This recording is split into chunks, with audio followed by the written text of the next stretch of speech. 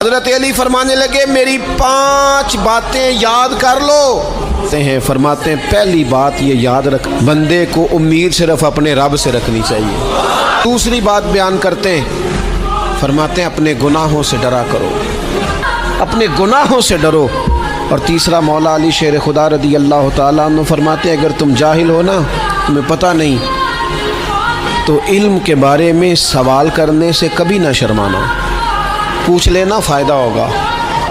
اور حضرت علی شیر خدا چوتھی بات ارشاد فرماتے ہیں یہ علماء کے لیے، فرمایا اگر عالم کو کسی مسئلے کا علم نہ ہو تو غلط بات نہ بتائے بلکہ کہہ دے واللہ اعلم، اللہ بہتر جانتا ہے۔ اور 5ویں بات حضرت علی شیر خدا ارشاد فرماتے ہیں یاد رکھنا، ایمان میں صبر کی وہی حیثیت ہے جو جسم میں سر کی حیثیت ہے۔